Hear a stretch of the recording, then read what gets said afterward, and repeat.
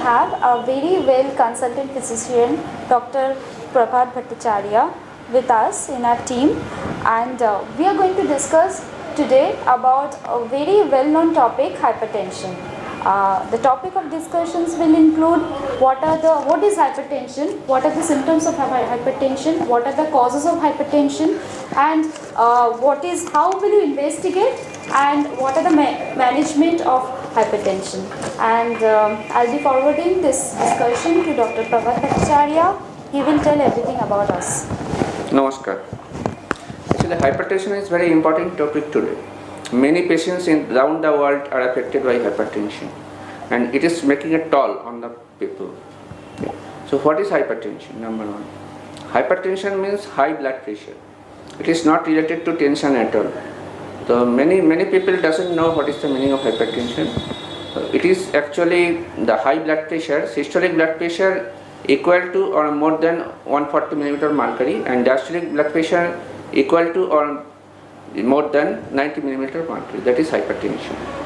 Okay. Number two is causes of hypertension. Is it causes of hypertension? Yes, definitely. Okay. So in most of the cases there is no known cause. We cannot know what is the cause. That is called essential hypertension. That is one, and this is the case in 80 to 95% of the cases. So we cannot know the cause. There may be some environmental factors that can predispose to hypertension, like high salt intake, then genetic factors, and some other environmental factors like obesity, inactivity, sedentary lifestyle, etc., etc.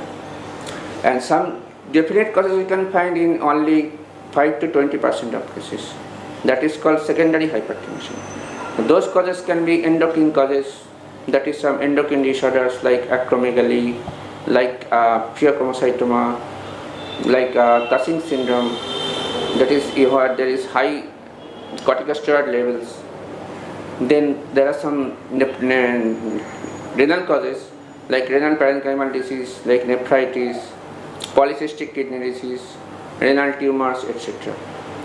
Other causes like neurological causes, like psychogenic causes, then some traumatic causes. This can lead to hypertension. There are some other causes like drugs. Some of the common drugs can lead to hypertension, like corticosteroids and some other drugs. So these are the causes of hypertension which is secondary. There are some other causes also like sleep apnea syndrome, then obesity. This can lead to hypertension. So these are the causes of hypertension. What are the symptoms of hypertension? Symptoms of hypertension. In most of the cases there is no symptom. Sometimes the patient cannot know. The patient comes to the clinic and we can see that the blood pressure is 200 by 100 without knowing the patient. But in many cases the patient can develop headache, excessive sweating, some uneasiness which he or she cannot explain these things. And in some cases the patient present with emergency. That is not good actually. The patient can present with respiratory distress or symptoms of heart failure. That is essential features of malignant hypertension. So these are the symptoms which the patient can present. Next topic is what are the complications of hypertension? Hypertension can lead to many complications, particularly if hypertension is not managed properly. That means if the patient is not taking the medicine regularly or he is not going for checkup regularly, then it can lead to many complications. Like renal complications, it can lead to renal failure, then renal parenchymal damage, and that can lead to severe problem. Then stroke, that is very important. We are experiencing lots of stroke patients around the year, and most of the patients are due to hypertension and uncontrolled hypertension. Then can lead to, there are two types of stroke, ischemic stroke or hemorrhagic stroke. Ischemic stroke means due to thrombosis, and hemorrhagic stroke due to rupture of the blood vessels inside the brain. So this can be due to uncontrolled hypertension. Number 3 is the retinal changes. That can lead to retinal changes and can lead to visual problems, etc., etc. Number 4, cardiac problems. That can lead to ischemic heart disease. That is, ischemic heart disease means the heart disease due to low blood supply to the heart. that is due to blockage of the coronary arteries. That can lead to heart failure and other cardiac complications. And number 5, it can lead to emergencies like malignant hypertension, then essential hypertension, etc. And number 6, peripheral vascular disease. It can lead to blockage of the peripheral vessels, that is blood vessels in the limbs, hands and legs, and can lead to gangrene, etc. So these are the complications of hypertension, and which can be very severe and which we can avoid by proper treatment of the hypertension. Next. So far we came to know that what is the hypertension, what are the symptoms of hypertension, what are the causes of hypertension. So far we know all about from Dr. Bhattacharya. Now I am going to ask that how will you manage, how will you investigate and manage this hypertension? First, the patient should go to the doctor for regular checkup, for measurement of the regular blood pressure and other features. And then is the laboratory investigations.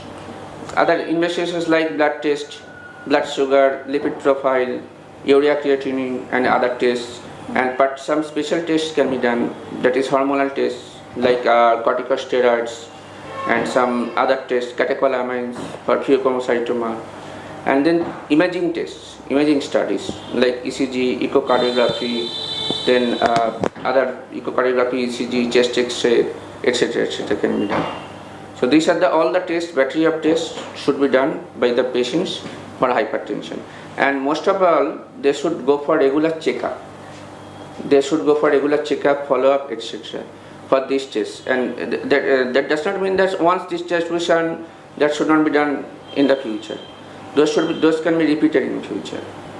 So these are the tests. And then comes the management, that is treatment. Treatment is number 1, lifestyle modification.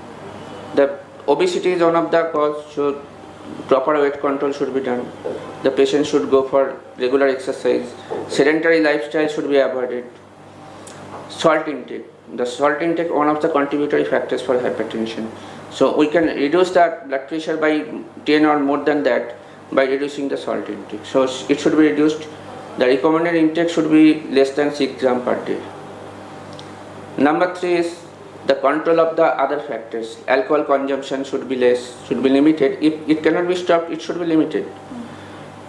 So these are the lifestyle modifications. Smoking should be avoided. So these are the lifestyle modifications. Then comes the management, that is treatment, medicine and treatment, drug treatment. There are many drugs for the hypertension, like to mention some, I will tell you diuretics.